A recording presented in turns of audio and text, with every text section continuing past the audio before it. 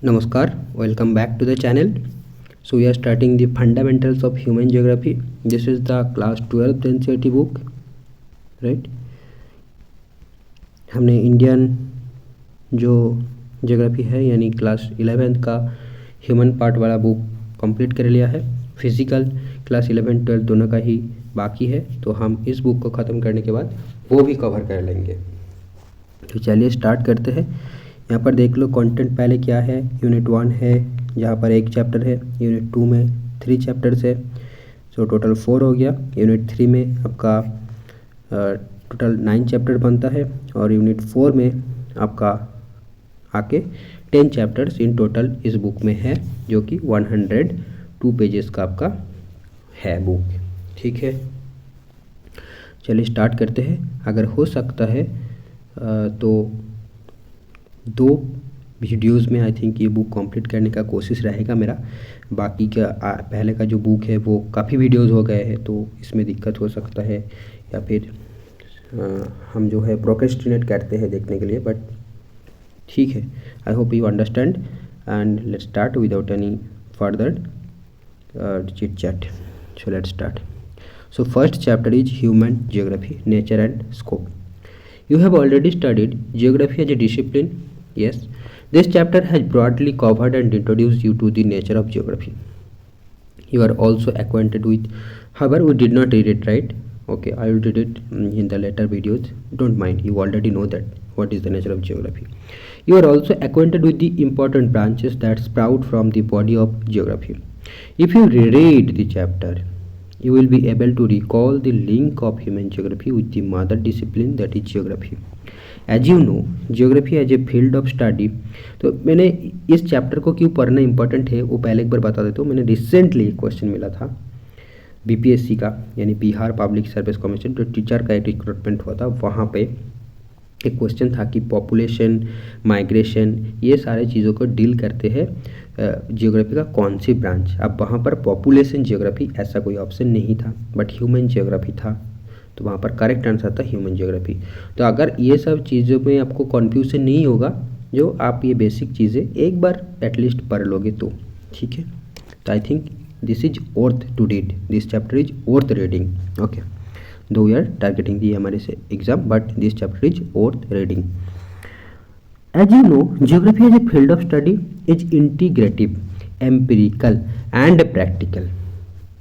Right? Geography is integrative, empirical and practical, and this is make geography a unique discipline from other humanities subjects, or you can say other art subjects, right? Except economics, because economics is very they have field study and all. Okay, so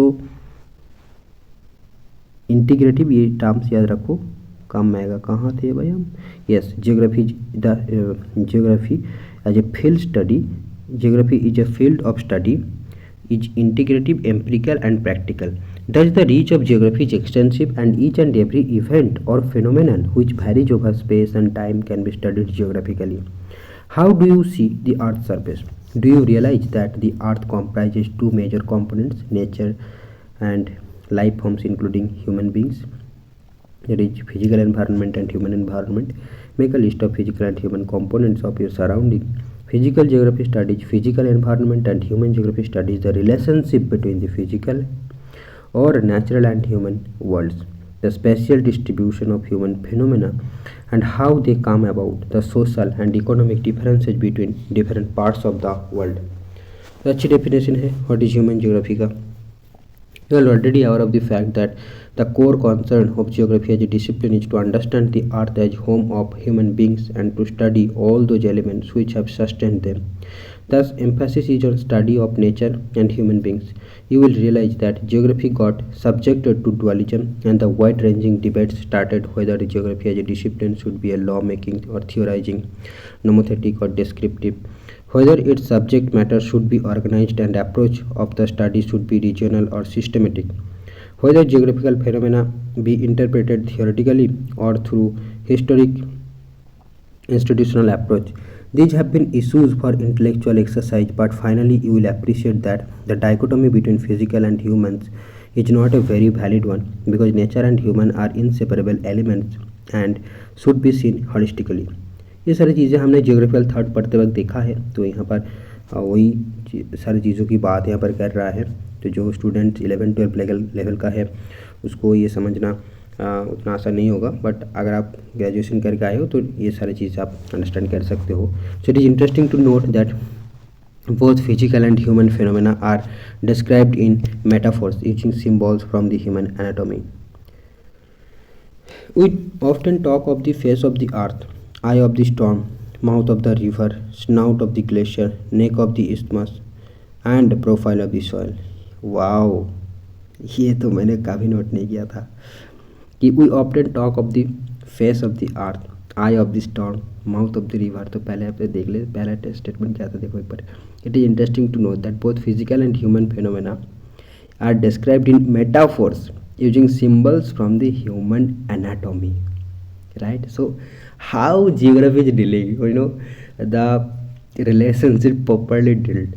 so face of the earth, eye of the storm, mouth of the river, snout of the glacier, neck of the isthmus and profile of the soil. ये सारी चीज़ें आप याद रखोगे तो आप interview में जब जाओगे कहीं भी, तो डेफिनेटली टीचिंग रिलेटेड इंटरव्यूज़, तो वहाँ पर आप अगर मौका मिल गया ना तो ये सारी चीज़ें बता नहीं पाए आप, मतलब बता दिया तो एक इम्प्रेशन बिल्ड हो जाएगा।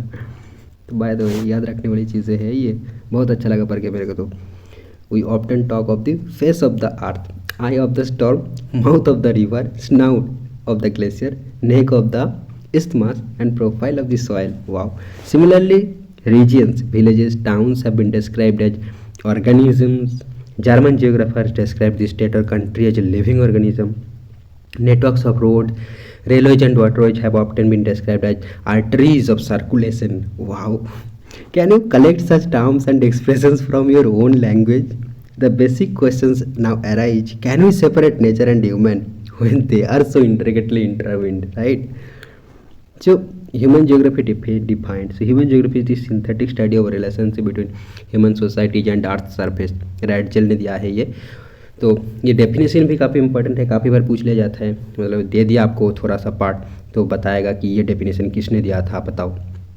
तो ये देखो, synthetic study of relationship between human societies and earth surface. इतना याद रखना कि synthetic study of relation, synthetic study, ये टर्म याद रखो तो आपको क्लू मिल जाएगा कि हाँ ये रैटजेल ने दिया था। पूरा का पूरा तो याद नहीं रख सकते ना, तो आपको कीवर्ड याद रखना पड़ेगा। लगभग हर डेफिनेशन सेम ही आता है, बट कुछ कीवर्ड्स का डिफरेंशिएशन होता है, तो वो आपको याद रखोगे तो आप इजीली ये जो है आंसर कर पाओगे। ये सारे एग्जाम में, यूजीसी नेट में भी आता है ऐसा question. Okay, sorry. Human geography, ये देखो, synthesis has been emphasised in the above definition, तो इसलिए synthetic study is the key term, Ratzel ने दिया था। नेक्स्ट बोल रहा है कि द चेंजिंग रिलेशनशिप, तो चेंजिंग रिलेशनशिप यहाँ का की टर्म है between the unresting man and the unstable earth, ये सैम्पल ने दिया था। ओके, तो यहाँ पर dynamism is the relationship is the की word in samples definition, dynamism in the relationship. Okay, dynamism, dynamic, changing relationship means dynamic, तो ये सैम्पल ने दिया था। तो क्या पढ़ा हमने, सिंथेटिक स्टडी रैटजेल ने दिया है, चेंजिंग रिलेशनशिप ये सैम्पल ने दिया है। अब देखो विदाल किसने क्या बोला है कि conception resulting from a more synthetic knowledge of the physical laws governing our earth and the relations between the living beings which inhabit it. Okay, so conception, ये तो समझ में नहीं है। Conception resulting from a more synthetic knowledge of the physical laws governing our earth and of the relations between the living beings which inhabited. ऐसे सच कोई keyword नहीं है, को पूरा याद रखना पड़ेगा, तो थोड़ा कन्फ्यूजिंग है। देखो, human geography offers a new conception of the inter relationship between earth and human beings. तो ये कॉन्सेप्शन टर्म जो है, इसी को आप यहाँ पर कीवर्ड मान सकते हो, क्योंकि बाकी सारे तो जनरल टर्म ही है। जैसे कि conception resulting from a more synthetic knowledge of the physical laws governing our earth and of the relations between the living beings which inhabit it, ये विडाल डी ला ब्लास ने दिया था conception. Okay, तो human geography का definition सामने देखा। अब nature of human geography, human geography studies the inter relationship between the physical environment and socio cultural environment created by human beings through mutual interaction with each other. You have already studied the elements of physical environment in class 11. You know that these elements are landform, soils, climate, water, natural vegetation, and diverse flora and fauna. Can you make a list of elements which human beings have created through their activities on the stage provided by the physical environment? Houses, villages, cities, road, rail networks, industries, farms, parts, ports, items of our daily use, and all other elements of material culture have been created by human beings using the resources provided by the physical environment. While physical environment has been greatly modified by human beings, it has also in turn impacted human lives. Naturalization of humans and humanization of nature. So human beings interact with their physical environment with the help of technology. It is not important what human beings produce and create, but it is extremely important with the help of what tools and techniques do they produce and create. Technology indicates the level of cultural development of society. Human beings were able to develop technology after they developed better understanding of natural laws. For example, the understanding of concepts of friction and heat helped us discover fire. Similarly, understanding of the secrets of DNA and genetics enabled us to conquer many diseases. We use the laws of aerodynamics to develop faster planes. You can see that knowledge about nature is extremely important to develop technology, and technology loosens the shackles of environment on human beings. In the early stages of their interaction with their natural environment, humans are greatly influenced by it. They adapted to the dictates of nature. This is so because the level of technology was very low and the stage of human social development was also primitive. This type of interaction between primitive human society and strong forces of nature was termed as environmental determinism. At that stage of very low technological development, we can imagine the presence of a naturalized human who listened to nature, was afraid of its fury, and worshipped it. The naturalization of humans. Benda lives in the wilds of Abhujmad area of central India. His village consists of three huts deep in the wilds. Only three huts, okay. Not even birds or stray dogs that usually crowd villages can be seen in these areas. Wearing a small loincloth and armed with his axe, he slowly surveys the Benda forest, where his tribe practices a primitive form of agriculture called shifting cultivation. Benda and his friends burn small patches of forest to clear them for cultivation. The ash is used for making the soil fertile. Benda is happy that the mahua trees around him are in bloom. How lucky I am to be a part of this beautiful universe, he thinks as he looks up to see the mahua, palas, and saltrees that have sheltered him since childhood. Crossing the Penda in a gliding motion, Benda makes his way to a stream. As he bends down to scoop up a pump full of water, he remembers to thank Lologi, the spirit of the forest, for allowing him to quench his thirst. Moving on with his friends, Benda chews on succulent leaves and roots. The boys have been trying to collect gajhara and kuchla from the forest. These are special plants that Benda and his people use. He hopes the spirits of the forest will be kind and lead him to these herbs. These are needed to barter in the Madhai or tribal fair coming up the next full moon. He closes his eyes and tries hard to recall what the elders had taught him about these herbs and the places they are found in. He wishes he had listened more carefully. Suddenly there is a rustling of leaves. Benda and his friends know it is the outsiders who have come searching for them in the woods.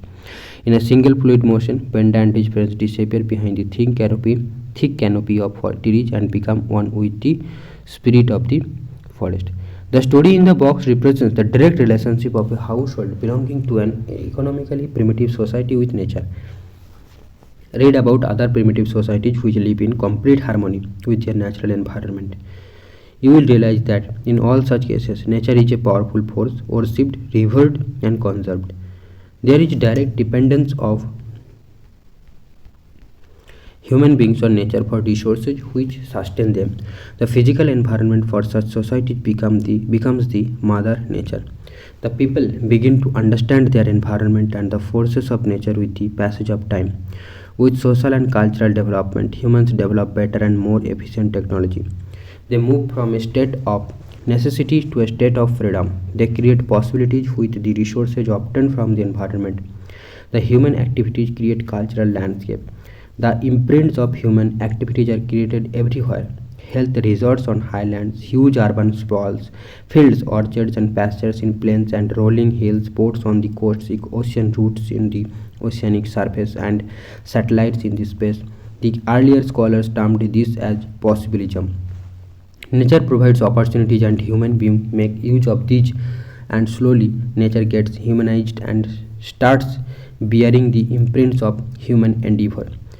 देखो NCERT ऐसे मतलब लिखेगा तो एक class 11 का बच्चे का कैसे समझ में आएगा कि पॉसिबिलिज्म पूरा एक कॉन्सेप्ट है और इस टर्म को सिर्फ यहाँ पर यूज़ कर दिया है। तो मतलब आप बुक को और भी आसान तरीके से हमको लिखना चाहिए, इस पर हम गौर करेंगे कभी जाकर, ठीक है, डेफिनेटली करेंगे। अब humanisation of nature. Winters in the town of Trondheim mean fierce winds and heavy snow. The skies are dark for months. Kari drives to work in the dark at 8 a.m. She has special tires for the winter and keeps the headlights of her powerful car switched on. Her office is artificially heated at a comfortable 23 degrees Celsius. The campus। अच्छा, तो पहले हमने देखो जो box का story पढ़ा वो था नेचुरलाइजेशन ऑफ ह्यूमंस, यानी जहाँ ह्यूमन नेचर के साथ बहुत रिलेटेड है, और यहाँ पर ह्यूमनाइजेशन ऑफ नेचर यानी नेचर यहाँ पर थोड़ा सबऑर्डिनेट हो गया है, ऐसा बोलना चाहता है। Winters in the town of Trondheim mean मतलब ये यहाँ पर ह्यूमनाइजेशन ऑफ नेचर में हम ह्यूमंस नेचर को क्या है मॉडिफाई कर दिया है, ठीक है। तो winters in the town of Trondheim mean fierce winds and heavy snow. The skies are dark for months. Kari drives to work in the dark at 8 a.m. She has special tires for the winter and keeps the headlights of her powerful car switched on. Her office is artificially heated at a comfortable 23 degrees Celsius. The campus of the university she works is built under a huge glass dome. This dome keeps the snow out in winter and lets in the sunshine in the summer. The temperature is controlled carefully and there is adequate lighting. Even though fresh vegetables and plants don't grow in such harsh weather, Kari keeps an orchid on her desk and enjoys eating tropical fruits like banana and kiwi. These are flown in from warmer areas regularly. With a click of the mouse, Kari can network with colleagues in New Delhi. She frequently takes a morning flight to London and returns in the evening in time to watch her favorite television serial. Though Kari is 58 years old, she is fitter and looks younger than many 30 years old in other parts of the world. Wow. Can you imagine what has made such a lifestyle possible? It is technology that has allowed the people of Trondheim and others to overcome the constraints. तो Trondheim कहाँ पर है? Constraints imposed by nature. Do you know about some other such instances? Such examples are not difficult to find. A geographer, Griffith Taylor, introduced another concept which reflects a middle path between the two ideas of environmental determinism and possibilism. तो इसके तो बात ही नहीं की आपने पहले, फिर समझ में कैसे आएगा? तो टीचर को समझाना पड़ेगा, अच्छी बात है। He termed it as neo-determinism or stop-and-go determinism. Those of you who live in cities and those who have visited a city might have seen that traffic is regulated by lights on the crossroads. Red light means stop,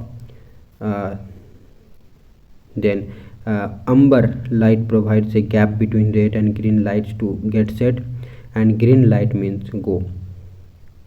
Amber means क्या? Orange को बोलना चाहते हैं क्या? The concept shows that neither is there a situation of absolute necessity, environmental determinism, nor is there a condition of absolute freedom, possibilism.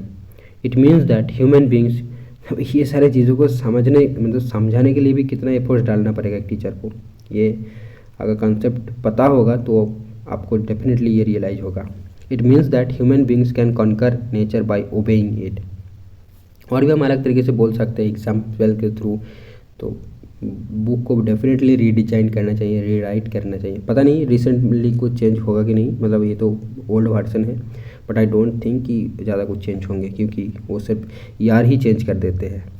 ठीक है, हम आगे जगह देखेंगे, कोई इशू नहीं है। They have to respond to the red signals and can proceed in their pursuits of development when nature permits the modifications. It means that possibilities can be created within the limits which do not damage the environment, and there is no free run without accidents. The free run which the developed economies attempted to take has already resulted in the greenhouse effect, ozone layer depletion, global warming, receding glaciers, and degrading lands. The neo-determinism conceptually attempts to bring a balance, nullifying the either or dichotomy. Okay, तो ये जो है part जो है हमारा जो descriptive questions आता है ग्रेजुएशन में वहाँ पर इंक्लूड किया जा सकता है, तो डेफिनेटली इसको आप नोट करके रखिएगा अगर आप ग्रेजुएशन में है हो तो, ठीक है। Then human geography through the corridors of time, the process of adaptation, adjustment with and modification of the environment started with the appearance of human beings over the surface of the earth in different ecological niches. Now tell me what is ecological niche? ये recently question आया है BPSC में, ठीक है। आप question देखोगे तो पता चलेगा, तो डेफिनेटली इसको सर्च कीजिए और पता लगाइए। The GP imagine the beginning of human geography with the interaction of environment and human beings. It has its roots deep in history. Thus, the concerns of human geography have a long temporal continuum, though the approaches to articulate them have changed over time.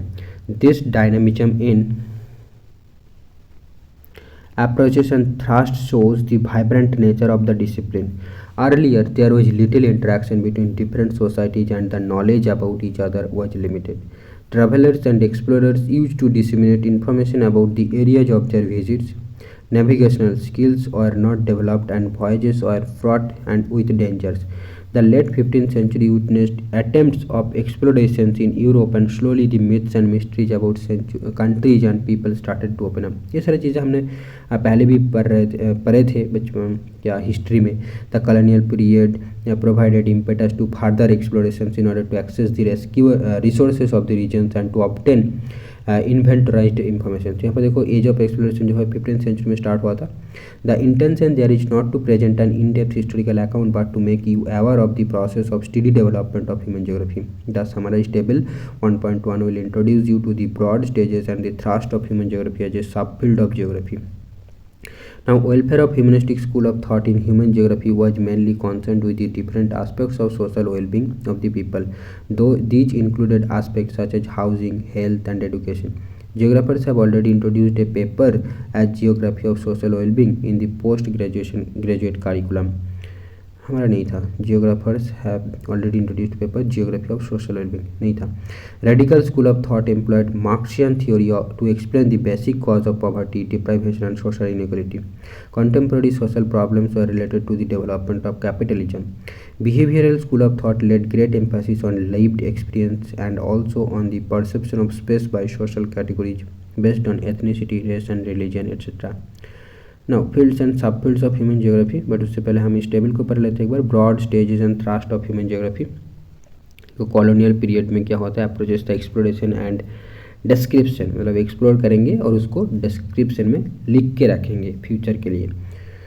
तो imperial broad features क्या था, imperial and trade interest prompted the discovery and exploration of new areas. Definitely जो exploration start ही हुआ था कि हम जो है बिजनेस करेंगे, उस मोटिव से ट्रेड करेंगे.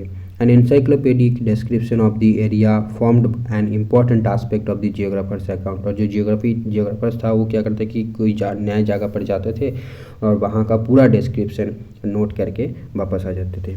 यही था कॉलोनियल पीरियड में. देन क्या कॉलोनियल पीरियड अप्रोच है रीजनल एनालिसिस. अच्छा, तो रीजनल एनालिसिस में क्या होता कि elaborate description of all aspects. But ये पॉइंट समझ में नहीं है, दो कॉलोनियल पीरियड क्यों दिया गया. बाय द वे यहाँ पर अप्रोच देखो डिफरेंट है. रीजनल एनालिसिस तो elaborate description of all aspects of a region are undertaken, तो सेम होगा ना एनसाइक्लोपीडिक डिस्क्रिप्शन और ये भी description. The idea was that all the regions were part of a whole, that is the earth. So understanding the parts in totality would lead to an understanding of the whole.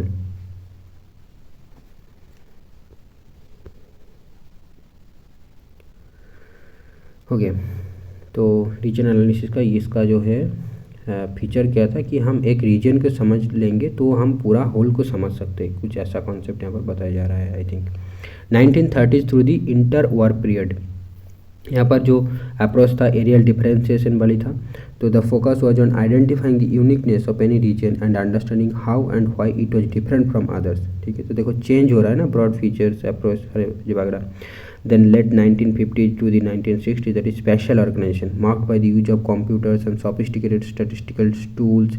Laws of physics were often applied to map and analyze human phenomena. This phase was called the quantitative revolution. The main objective was to identify mappable patterns for different human activities. 1970s emergence of humanistic, radical and behavioral schools. Discontentment with the quantitative revolution and its dehumanized manner of doing geography led to the emergence of three new schools of thought of human geography in the late 1970s. Human geography was made more relevant to the socio-political reality by the emergence of these schools of thought. Consult the box below to know a little bit more about the schools of thought. Okay. हाँ, 1970s में emergence humanistic school आया था, radical behavioural school, ये सारे हम thought में पढ़े हैं। और 1990s में पोस्ट मॉडर्निज्म इन जियोग्राफी आता है। तो the grand generalisation and the applicability of universal theories to explain the human conditions were questioned. The importance of understanding each local context in its own right was emphasised. ठीक है, okay, तो हम देख लिए, थोड़ा एक बार पढ़ लिए। चलो इंट्रा ये एमएलएस वगैरह के लिए तो इम्पोर्टेंट आई थिंक नहीं है। ठीक है, तो देखो fields and sub fields of human geography. Human geography as you have seen attempts to explain the relationship between all elements of human life and the space they occur over. The human geography assumes a highly interdisciplinary nature. It develops close interface with other sister disciplines in social sciences in order to understand and explain human elements on the surface of the earth. With the expansion of knowledge, new subfields emerge, and it has also happened to human geography. Let us examine these fields and subfields of human geography. Table 1.2. You should have noticed that the list is large and comprehensive. It reflects the expanding realm of human geography. The boundaries between subfields often overlap. What follows in this book in the form of chapters will provide you a fairly widespread coverage of different aspects of human geography. The exercises, the activities and the case studies will provide you with some empirical instances so as to have a better understanding of its subject matter. देखो ये सब fields and interface with social discipline, ये सारे discuss यहाँ पर किया गया है। तो fields of human geography, social geography. Sub fields क्या है? Behavioural geography, geography of social wellbeing, then geography of leisure, cultural geography, gender geography, historical geography, medical geography. और इंटरफेस किसके साथ लिंक्ड है? तो सोशल साइंस से डेफिनेटली सोशियोलॉजी से linked है, social geography total in total. और बिहेवियरल ज्योग्राफी जो है ये साइकोलॉजी के साथ लिंक्ड है। तो यहाँ पर स्कोप बनता है बीएड का, जो चीज़ें है यहाँ पर अप्लाई कर सकते हो आप। ठीक है, बिहेवियरल ज्योग्राफी में, क्योंकि बीएड में थोड़ा बहुत साइकोलॉजी तो है। अब एमएड भी चल रहा है, देखते हैं आगे जाकर। तो ज्योग्राफी ऑफ सोशल वेलबींग, तो आप वेलफेयर इकोनॉमिक्स के साथ रिलेटेड है ये। ज्योग्राफी ऑफ लीजर जो है सोशियोलॉजी के साथ रिलेटेड है। कल्चरल ज्योग्राफी एंथ्रोपोलॉजी के साथ रिलेटेड है। Gender geography sociology anthropology women studies के साथ रिलेटेड है। हिस्टोरिकल ज्योग्राफी हिस्ट्री के साथ डेफिनेटली। एंड मेडिकल ज्योग्राफी जो है ये एपिडेमोलॉजी।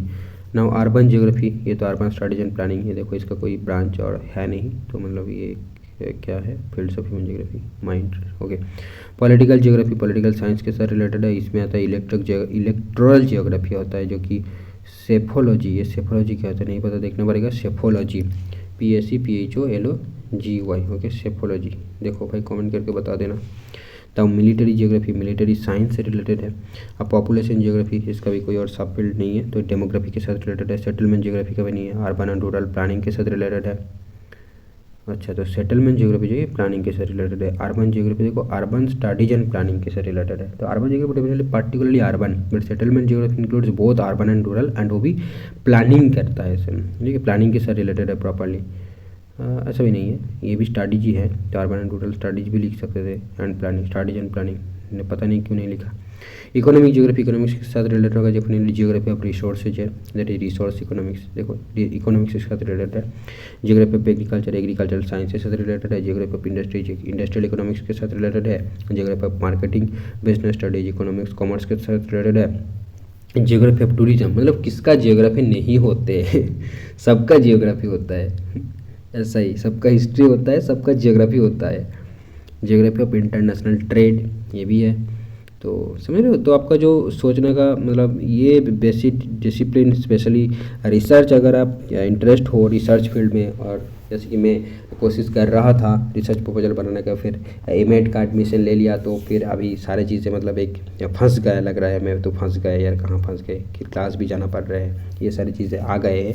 तो मैं कुछ दिन पढ़ रहा था रिसर्च प्रपोजल के लिए, तो अभी क्या है ना, पॉज करके रखा है मैंने, रिज्यूम करना पड़ेगा आगे जाकर। तो ये जो है फील्ड, यहाँ से भी आप आइडिया मिल जाएगा कि आप कौन सी फील्ड में, मतलब ब्रॉड एरिया, आपका एरिया ऑफ इंटरेस्ट क्या होगा। क्योंकि हम कुछ बस घिसे पिटे फील्ड्स को जानते हैं, जैसे कि ये सोशल जियोग्राफी हो गया आपका, ठीक है, जैसे कि मान लो ये बिहेवियरल जियोग्राफी, ऐसे सुना है बट याद नहीं था। तो एक नया फील्ड है, तो जब आपको पता चल रहा है कि हाँ ये भी ऐसा भी कुछ चीज़ होता है, तो आपका सोचने का जो हॉराइजन है वो वाइड हो जाएगा, आपका सर्च करने का जो हॉराइजन है वो वाइड हो जाएगा। तो डेफिनेटली इस पेज को प्रिंट करके आप रख सकते हो, अगर आप रिसर्च प्रपोजल वगैरह बनाना तब, या फिर एक बार पढ़ सकते हो, ठीक है। तापर देखो जियोग्राफी ऑफ मार्केटिंग होता है, जियोग्राफी ऑफ मार्केटिंग, समझ रहे हो। मतलब मार्केटिंग मेरे लिए काफ़ी इंटरेस्टिंग चीज़ था, जब मैं लॉकडाउन के दौरान घर में था, ये सारे डिजिटल मार्केटिंग वगैरह सीख रहे थे। जब जियोग्राफी ऑफ मार्केटिंग भी होता है, शायद ही मैंने सुना था कभी। देन देखो और एक पढ़ा, क्या पढ़ा मैंने यहाँ पर, ये मेडिकल जियोग्राफी, ये मैंने सुना था मेडिकल जियोग्राफी, हाँ ठीक है। और ये जियोग्राफी ऑफ लेज़र, उसका भी एक जियोग्राफी है, मतलब ये तो मैंने काफ़ी मतलब सुना नहीं था, ठीक है। जियोग्राफी लेज़र, इसको मतलब क्या हो सकता है, इसका कंटेंट क्या हो सकता है, वो मेरे को नहीं समझ आ रहा है। देखो जियोग्राफी ऑफ सोशल वेलबींग, ऐसे ये ठीक है, चलो। तो ये सब बात है। अरे बाप रे, कहाँ चला गया, sorry, wait a minute please. हाँ ओके, हाँ तो ये बात है। By the way first chapter हमने पढ़ लिए हैं, यहाँ पर एक्सरसाइज कुछ है, जब आप इंटरेस्टेड हो तो डेफिनेटली आपको पीडीएफ में मिल जाएगा। और सारे पीडीएफ्स में मेरा जो टेलीग्राम चैनल है, इस चैनल के साथ लिंक्ड है, आप अबाउट सेक्शन में जाकर चेक कर सकते हो, तो वहाँ से आपको मिल जाएगा, या फिर आप जियोग्राफी नेस्ट नाम से सर्च कर लेना। नाउ हम आते हैं चैप्टर 2 में, और यहाँ का जो टॉपिक है देखो, the world population distribution density and growth, ठीक है। सो चैप्टर 2 स्टार्ट करें। The people of a country are its real wealth, but in India we always say कि our population is our problem. It is they who make use of the country's resources and decide its policies. But if they are unable to use the resources, definitely they are not wealthy, or they are not wealth, and that's the problem of India. Okay. Ultimately, a country is known by its people. It is important to know how many men in a country has, how many children are born each year, how many people die, and how. Whether they live in cities or villages, can they read or write, and what work do they do? Do they do? These are what you will study about in this unit. The world at the beginning of 21st century recorded the presence of over 6 billion population. We shall discuss the patterns of their distribution and density here. The population of the world is unevenly distributed. The remark of George B. Cressy about the population of Asia, that Asia has many places where people are few and few places where people are very many, is true about the pattern of population distribution of the world also. Patterns of population distribution in the world. Patterns of population distribution and density help us to understand the demographic characteristics of any area. The term population distribution refers to the way people are spaced over the Earth's surface. Broadly, 90% of the world's population lives in about 10% of its land area. Okay, so remember this statement. 90% of the world's population lives in about 10%, okay, of its land area. 90% of population lives only in 10% of its land area. The 10 most populous countries of the world contribute about 60% of the world's population. Of these 10 countries, 6 are located in Asia. Okay, so identify the 6 countries in Asia, that is very important. First China, India, अभी तो India हो गया first, okay. Then US, Indonesia, Brazil, Pakistan, CIS, Bangladesh, Japan, Nigeria. CIS क्या है? Commonwealth of like that, मैं कुछ भूल रहा हूँ, देखना पड़ेगा CIS।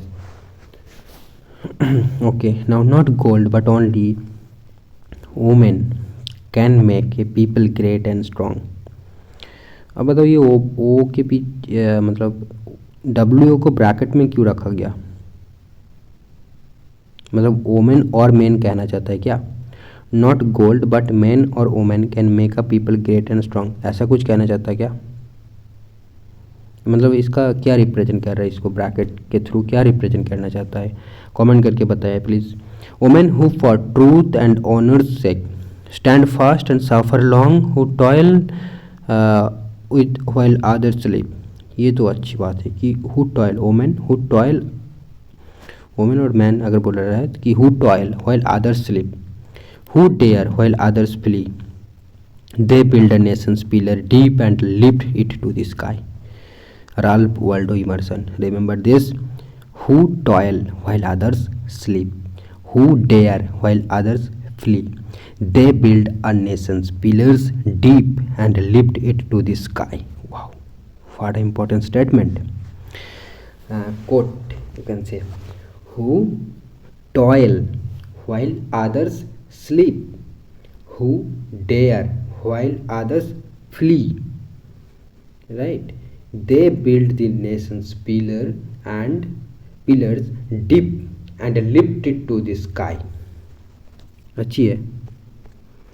Now density of population हम स्टार्ट करते हैं. तो पॉपुलेशन का जो पैटर्न ऑफ पॉपुलेशन डिस्ट्रीब्यूशन हमने पढ़ा. अब डेंसिटी ऑफ पॉपुलेशन कि each unit of land has limited capacity to support people and living on it. Hence, it is necessary to understand the ratio between the numbers of people to the size of land. This ratio is the density of population. It is usually measured in persons per square km. Density of population is equal to population divided by area. For example, area of region X is 100 square km and the population is 1,50,000 persons. The density of population is calculated as 1,50,000 divided by 100, so on equal to 1,500. ये तो आपको पता है, easy जिनिस है. ठीक है, density of population इसको हम स्किप करते हैं अभी. चलो हटाओ. These are the density of population, यही सब चलो हटाओ. अब जो टाइप्स ऑफ डेंसिटी बोल के एक चीज़ होता है वो यहाँ पर नहीं दिया गया है, तो आपको अलग से ज़रूर पढ़ लेना चाहिए. ठीक है, गूगल में सर्च करके पढ़ो. मैं ये सारी चीज़ें बाद में शेयर करूँगा आपके साथ. ठीक है, तो डेफिनेटली शेयर करूँगा. और other areas like those near the north and south poles, the hot and cold deserts and high rainfall zones near the heavy low density of population, ये सारी चीज़ आपको पता है. These are the sparsely populated regions of the world. Okay, इसको हम skip करते हैं. Now factors influencing the distribution of population. Geographical factors. Availability of water, definitely इसको एक्सप्लेन करेगा, कोई मतलब नहीं बनता. हटाओ यहाँ से इसको. लैंड फॉर्म्स, ये एक अच्छी चीज़ है. नाउ क्लाइमेट, ये भी तो डिटरमिन करेगा. सॉइल्स, ये भी डिटरमिन करेगा. इकोनॉमिक फैक्टर्स में आता है minerals, urbanisation, yes, and industrialisation, ये भी अच्छी बात है. सोशल एंड कल्चरल फैक्टर्स, इसको क्या करें देखो एक बार. Some places attract more people because they have religious and cultural significance. अच्छा समझ गए. चलो, तो एक पॉपुलेशन ग्रोथ क्या होती है इसको पढ़ो. द पॉपुलेशन ग्रोथ और population change refers to the change in number of inhabitants of a territory during a specific period of time. This change may be positive as well as negative. It can be expressed either in terms of absolute numbers or in terms of percentage. Population change in an area is an important indicator of economic development, social upliftment, and historical and cultural background of the region. Growth of population, change of population in particular area between 2 points of time is known as growth of population. For example, if we deduct the population of India 1991 from population of 2001, then we shall get the growth of population in actual numbers. Growth rate of population, this is the change of population expressed in percentage. Natural growth of population, this is the population increased by difference between births and deaths in a particular region between 2 points of time. Okay, so natural growth means birth minus deaths, and actual growth of population, this is the births minus deaths plus in migration minus out migration. Okay, now positive growth of population, this happens when the birth rate is more than the death rate between 2 points of time, or when people from other countries migrate permanently to a region. Negative growth of population, if the population decreases between 2 points of time, it is known as negative growth of population. तो देख रहे हो, population घट रहा है तब भी हम बोल रहे हैं कि ग्रोथ, बट फिर नेगेटिव ग्रोथ बोल रहे हैं हम उसको. It occurs when the birth rate falls below the death rate और people migrate to other countries. ठीक है, तो हम ग्रोथ क्यों बोल रहे हैं इसको भाई? ये डिक्लाइन बोलना चाहिए था ना, बाय द वे। तो इसको हम नेगेटिव ग्रोथ बोलते हैं। जब ग्रोथ पॉजिटिव में हो तब उसको हम पॉजिटिव ग्रोथ बोलते हैं, ठीक है। चलो, components of population change. There are 3 components of population change, birth, deaths and migration. So this statement is very very important कि what are the components of population change: birth, deaths and migration. The crude birth rate is expressed as number of live births in a year per thousand of women. It is calculated as CBR equal to BI divided by P into 1000. CBR equal to crude birth rate, BI equal to live births during the year, and P equal to median population of the area. Okay. Now, death rate plays an active role in population change. Population growth occurs not only by increasing birth rates but also due to decreasing death rate. Crude death rate is simply method of measuring mortality of an area. वही बात है कि 1000 number of deaths, ठीक है, number of deaths per year divided by population, यह mid year में calculate किया जाता है, मिड ईयर पॉपुलेशन इंटू 1000, वही क्रूड डेथ रेट होता है। Is expressed in terms of number of deaths in a particular year per 1000 of population in a particular region. देखो same चीज़ है, ठीक है। अब by and large mortality rates are affected by the region's demographic structure, social advancement and levels of its economic development. अब migration के बारे में जानो। Apart from birth and death there is another way by which the population size changes, that is migration. When people move from one place to another, the place they move from is called the place of origin and the place they move to is called the place of destination. The place of origin shows a decrease in population while the population increases in the place of destination. Migration may be interpreted as a spontaneous effort to achieve a better balance between population and resources. Migration may be permanent, temporary or seasonal. It may take place from rural to rural areas, rural to urban areas, urban to urban areas and urban to rural areas. Okay, everything is possible. Do you realize that the same person is both an immigrant and an emigrant? Definitely yes. Immigration, migrants who move into a new place are called immigrants. Emigration, migrants who move out of a place are called immigrants. तो यहाँ पर जो definition दिया गया है बिल्कुल बकवास दिया गया है। देखो, do you realise that the same person is both an immigrant and an immigrant? Yes. तो यहाँ पर कंट्री के रेस्पेक्ट में हो रहा है ना। सपोज मान लो मैं इंडिया का हूँ, अब इंडिया छोड़कर मैं कहीं और देश में चला गया तो मेरा इंडिया वाला मतलब इंडिया से मैं एमिग्रेट हो गया, ठीक है, मैं इंडिया का एमिग्रेंट हूँ, ठीक है। तो वही बोलेगा, इंडिया बोलेगा कि यू आर एन, और फिर हम बोलेंगे कि I am an emigrant of India. Okay, अब जब हम मैंने किसी कंट्री में जाएंगे तो उस कंट्री में वहाँ जाकर मैं बोलूँगा कि I am N immigrant of this country, ऐसा बोलेगा। तो ये कंट्री के रेस्पेक्ट से मेरे को बोलना पड़ेगा। यहाँ पर क्या लिखा है? Migrants to move out, move in, भाई बेकार है। चलो, तो भाई वही आप याद रख सकते हो, इमिग्रेशन मतलब आई से स्टार्ट होता है और इन होता है। तो आप जब कंट्री में एंट्री ले रहे हो तब तो आपका इमिग्रेंट हो, आप इमिग्रेंट हो। जब एग्जिट मार रहे हो, ई फॉर एग्जिट, तो आप एमिग्रेंट हो। ओके, और उस प्रोसेस को हम एमिग्रेशन बोलते हैं। People migrate for a better economic and social life. There are two sets of factors that influence migration. The push factors make the place of origin seem less attractive for reasons like unemployment, poor living conditions, political turmoil, unpleasant climatic natural disasters, epidemics, and socio-economic backwardness. The pull factors make the place of destination seem more attractive than the place of origin for reasons like better job opportunities and living conditions, peace and stability, security of life and property, and pleasant climate. Trends in population growth. The population on the earth is more than 6 billion. No, it's now 8 billion, bro. It has grown to this size over centuries. In the early periods, population of the world grew very slowly. It is only during the last few hundred years that population has increased at an alarming rate. Figure 2.3 tells the story of population growth after the evolution and introduction of agriculture about 8,000 to 12,000 years ago. The size of population was small, roughly 8 million, and आज हो गया 8 billion. Okay, so in the first century AD it was below 300 million. तो इस figure को आप देखोगे तो यहाँ से पता चलेगा कि 12,000 years बिफोर प्रेजेंट, तो तब स्टार्ट होता है। फिर ये देखो 1 बिलियन कब हुआ था हमारा, सॉरी 1 मिलियन कब हुआ था, देखो आई थिंक 1 मिलियन होता है आपका 1 बिलियन होता है 1830 में, ठीक है, 1830 में आपका 1 बिलियन होता है, और उसके बाद 2 बिलियन होता है 1930 में। तो लगभग 100 ईयर्स लग गए, ठीक है, 2 बिलियन होने में, डबल होने में। फिर डबल होने में आपका लगता है देखो 15 ईयर्स लगता है, 100 से 15 हो गया।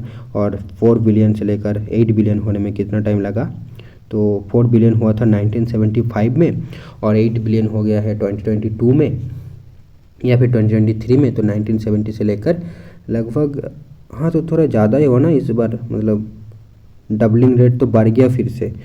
देखो 2 बिलियन से 4 बिलियन होने में लगा, ओ सॉरी 45 ईयर्स लगा था। हाँ 2 बिलियन से 4 बिलियन होने में 45, 1930 से लेकर 1975, तो 40 ईयर्स लगे, है ना। 30 to 75, सॉरी 45 ईयर्स लगे। अब 1975 टू 2022, तो यहाँ पर हो गया 47 ईयर्स लग गए, ठीक है, लगभग 47 ईयर्स, तो थोड़ा ज़्यादा लगा, अच्छी बात है। तो मतलब पॉपुलेशन घट रहा है फिर से, जो ग्रोथ रेट है वो कम होते जा रहा है, उसको भी हम इंटरप्रेट कर सकते हैं, क्योंकि बहुत सारे कंट्रीज़ है जहाँ पर नेगेटिव ग्रोथ है, या फिर जो फर्टिलिटी रेट है वो नेगेटिव में है, ये सारी चीज़ें हैं उसमें। ओके, तो देखो the expanding world trade during the 16th and 17th century. हाँ इसका यहाँ पर दिया गया है किस रीज़न से ये जो है पॉपुलेशन इतना बढ़ गया है, तो वो सारी चीज़ें देखो पॉइंट करके दिया हुआ गया है, तो इसको हम अभी गौर नहीं करते, चलो स्किप करते इसको।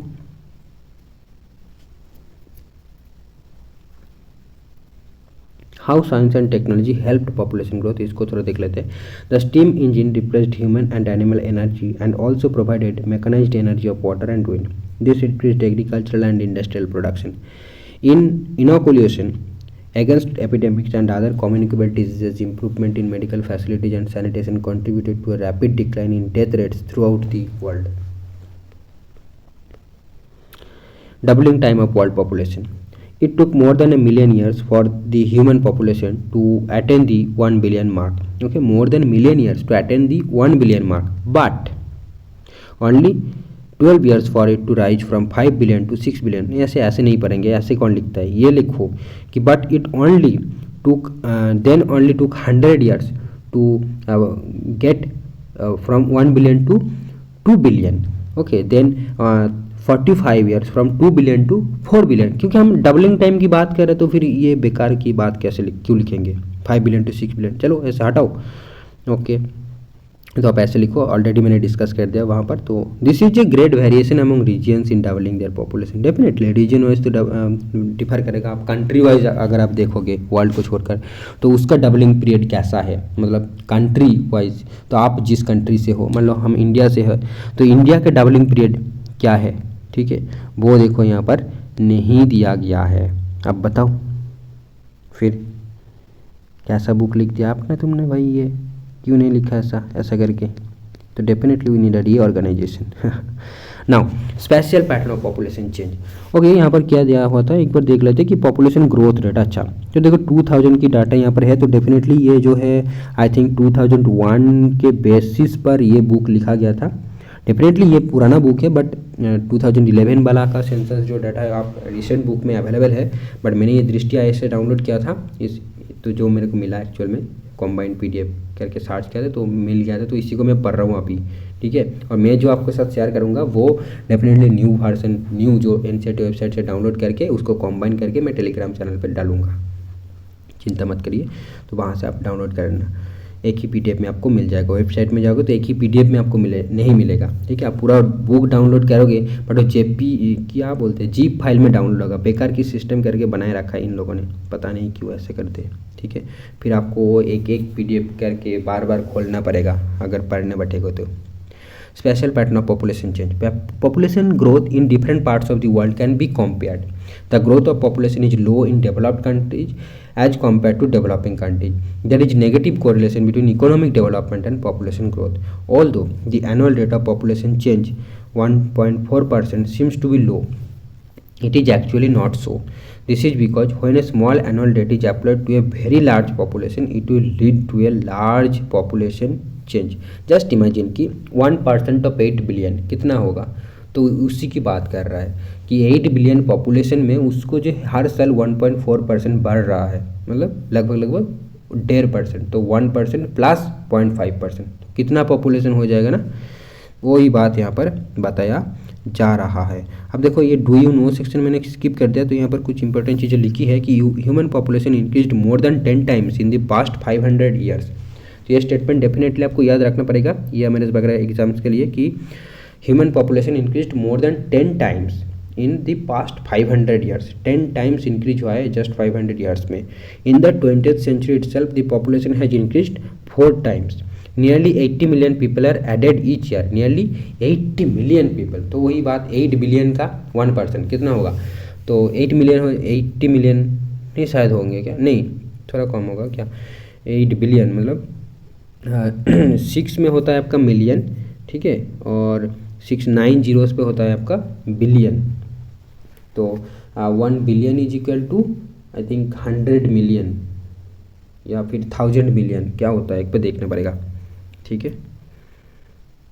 हाँ तो 1% मतलब वही 100 मिलियन के आसपास होगा फिर तब तो, ठीक है। तो ऐसा करके कुछ, तो एक बार देख लो कि 1 बिलियन इक्वल टू क्या है और फिर आप कैलकुलेट करो, ठीक है। आपका टास्क है, मेरे को भी करना पड़ेगा ऐसे, ओके। तो हम कहाँ थे, yes, when a small annual debt is applied to a very large population, it will lead to a large population change, okay. Even if the growth rate continues to decline, the total population grows each year. The infant mortality rate may have increased, as has the death rate during childbirth. Infant mortality rate increased क्यों बोल रहा है, as has the death rate during childbirth, पता नहीं, चलो कि वही बात कि each even growth declines, right, like some countries, but the total population grows each year because all the countries are not facing the same situation, plus the death rate are decreasing day by day, right, so the population is increasing. अब impact of population change, a small increase in population is desirable in a growing economy, however population growth beyond a certain level leads to problems, जैसे कि हम बहुत सारे developing countries specially face करते हैं, और ज़्यादा कम हो जाना वो भी एक प्रॉब्लम है जो कि डेवलप्ड कंट्रीज़ ने फेस करते हैं, वहाँ पर एजिंग हो जाता है, ठीक है, एज्ड पॉपुलेशन ज़्यादा हो जाता है तो तब भी प्रॉब्लम है, और बच्चे ज़्यादा हो जाएंगे तब भी प्रॉब्लम है। So the depletion of resources is the most serious. Population decline is also a matter of concern. It indicates that resources that had supported a population earlier are now insufficient to maintain the population, okay. The deadly HIV or AIDS epidemics in Africa and some parts of the Commonwealth of Independent States, Asia इसका full form ये होता है कि Commonwealth of independent states and Asia have pushed up death rates and reduced average life expectancy. This has slowed down population growth. The doubling story, it will take 36 years, okay. The annual population growth rate in India is 1.9%. तो India की बात यहाँ पर कर रहा है, देखो at this rate India's population of over 1 billion will double in 36 years. Some developed countries will take, but India का population तो 1 billion मतलब कितना है, 130 था, हाँ 1 बिलियन से ज़्यादा ही था ना। तो some developed countries will take 318 years to double their population, whereas some countries will do not show symptoms of doubling their population. देखो कि इंडिया तो लेगा 36 ईयर्स इसको जो प्रेजेंट पॉपुलेशन है उसको डबल करने में, क्योंकि इसका ग्रोथ रेट है लगभग 2 के आसपास, ठीक है। तो 36 ईयर्स लग जाएंगे। यूजुअली जो होते हैं कि एक रूल हमारे टीचर ने बताया था जब मैं ग्रेजुएशन में था कि 72 को मतलब वो 72 के साथ कुछ करना पड़ता है कैलकुलेशन, एग्जैक्ट याद नहीं है तो ठीक है इसको लेफ्ट करते हैं, याद नहीं है तो फिर बताने का कोई फ़ायदा ही नहीं है। चलो क्योंकि मैं हो सकता है कि कुछ मिसकॉन्सेप्शन बता दूँ तो प्लीज़ फॉरगेट इट। यहाँ पर जो लिखा हुआ है उस पर गौर करो कि इन्होंने बता रहा है कि इंडिया का जो पॉपुलेशन है 36 ईयर में डबल होने वाला है ऐसा करके, और some developed countries are there who will take 318 years, मतलब कितने ज़्यादा हैं समझ लो, 3 गुना 3 6 18 3 3 9 नहीं उससे भी तो ज़्यादा है, तो 318 टाइम्स लेगा। और कुछ कंट्रीज़ तो ऐसा है जो उसका पॉपुलेशन का भी डबल और होने ही नहीं वाला है, ठीक है, आगे जाकर पॉपुलेशन डबल होने ही नहीं वाला है, ऐसा बोलना चाहता है। अब देखो डेमोग्राफिक ट्रांजिशन, तो ये जो है पॉपुलेशन थ्योरीज में भी है और ये काफ़ी इंपॉर्टेंट है। तो demographic transition theory can be use to describe and predict the future population of an area. तो पॉपुलेशन प्रोजेक्शन है, पता नहीं क्या बोल रहा है। Demographic transition theory can be use to describe and predict the future population of an area. हाँ, तो यहाँ पर भी थोड़ा फ्यूचर को प्रेडिक्ट करते हैं हम, हालांकि ठीक है। The theory tells us that population of any region changes from birth high births and high deaths to low births and low deaths as society progress from rural agrarian and illiterate to urban industrial and literate society. These changes occur in stages which are collectively known as the demographic cycle। ठीक है, देखिए यहाँ पर दिखाया गया है, ये सारी चीज़ें हमको पता है, हमने पढ़ा था, मतलब पढ़े हो, आप भी पढ़े हो। ठीक है, तो वही चीज़ें यहाँ पर दिया गया है। देखो, the first stage has high fertility and high mortality because people reproduce more to compensate for the death due to epidemics and variable food supply. The population growth is slow and most of the people are engaged in agriculture where large families are an asset. Life expectancy is low, people are mostly illiterate and have low levels of technology. 200 years ago all the countries of the world are in this stage. This is very important, just 200 years ago all the countries are in this stage, and now see how many inequalities are there, right? Yeah, some countries are facing negative population growth rate and some are population overpopulation, like that. So just before 200 years ago all the countries of the world were high birth rate and high death rate too. So fertility remains high in the beginning of second stage, but it declines with time. This is accompanied by reduced mortality rate. Improvements in sanitation and health conditions lead to decline in mortality. Because of this gap, the net addition to population is high. In the last stage, both fertility and mortality decline considerably. The population is either stable or grows slowly. The population becomes urbanized, literate, and has high technical know-how, and deliberately controls the family size. This shows that human beings are extremely flexible and are able to adjust their fertility. In the present day, different countries are at different stages of demographic transition. तो एक question शायद मैंने देख रहा था कि demographic transition में actually कितने स्टेजेस होता है। ठीक है, तो काफ़ी यहाँ पर तो तीनों दिखाया गया है, आपको कुछ कुछ बुक में 4 स्टेजेस देखने को मिलेगा और किसी किसी बुक में तो 5 भी देखने को मिलेगा। तो ये बात है, अब इसका कॉन्सेंसस तो मेरे को नहीं पता क्या होगा एग्जैक्ट आंसर। ठीक है, बट एक्चुअली जब दिया गया था आई थिंक 3 ही स्टेज था। ठीक है, population control measures. Now family planning is the spacing और preventing the birth of children. ठीक है, फैमिली प्लानिंग, इसका डेफिनेशन समझो पहले कि ये क्या है ना, स्पेसिंग और प्रिवेंटिंग द बर्थ। स्पेसिंग और प्रिवेंटिंग द बर्थ मतलब 2 चिल्ड्रन के बीच में जो स्पेस है, जो गैप है, उसको इंक्रीज कराना या फिर prevent the birth of the children. ठीक है, वही बात है ना कि एक बच्चा हुआ फिर 5 साल के बाद एक बच्चा हुआ, तो वो होता है आपका फैमिली प्लानिंग। या फिर क्या हो सकता है कि हर मतलब लगभग कितना साल लगते हैं, डोंट नो एग्जैक्टली, बट आप एवरेज मान सकते हो कि एक ईयर में 1 चाइल्ड, तो 5 ईयर्स में 5 बच्चे हो गए। बट अगर स्पेसिंग दे हम तो 2 चाइल्ड के बीच 5 ईयर्स, तो क्या होता है, उसी को हम फैमिली प्लानिंग बोलते हैं। ठीक है, और ऐसे करके करके फीमेल का एज जब बढ़ जाएगा, जैसे कि मतलब एक लिमिट के बाद, और क्या होती है, वो जो कैपेसिटी है चाइल्ड बियरिंग का वो नहीं रहता, तो उसके बाद फर्टिलिटी लूज हो जाता है। ठीक है, तो वही फैमिली प्लानिंग यहाँ पर बोला जा रहा है। अब access to family planning services is a significant factor in limiting population growth and improving women's health. Propaganda, free availability of contraceptives and tax incentives for large families are some of the measures which can help population control. Thomas Malthus in his theory 1793 stated that the number of people would increase faster than the food supply. ये सब हमारा population theories में है, तो ज़्यादा ठीक है। यहाँ पर any further increase would result in a population, तो यहाँ पर थोड़ा सा मेंशन किया है Thomas Malthus in his theory 1793। तो ये कब दिया था, ये इंपॉर्टेंट है। माल्थस जो थ्योरी है 1793 में दिया था। आई थिंक नेट में ऐसा क्वेश्चन आता है और देखा भी था मैंने। अब any further increase would result in a population crash caused by famine, disease and war. इसे प्रिवेंटिव चेक्स बोलते हैं, पॉजिटिव चेक्स बोलते हैं। The preventive checks are better than the physical checks और positive checks for the sustainability of our resources. The world will have to control the rapid population increase. Okay, तो population increase rapid नहीं होना चाहिए।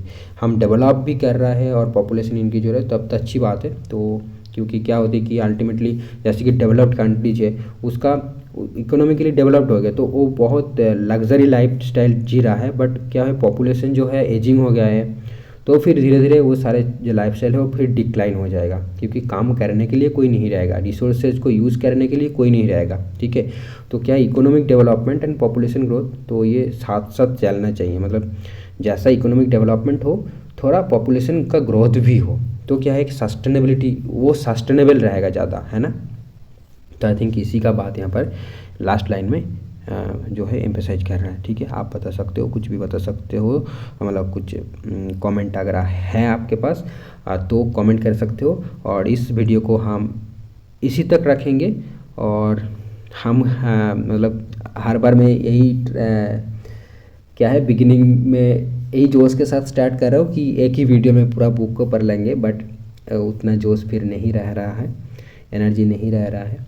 तो अभी इसमें stop करता हूँ। 2 चैप्टर हमने इस वीडियो में कवर किया, और नेक्स्ट 3rd चैप्टर से हम नेक्स्ट वीडियो में डील करेंगे। Thank you friends.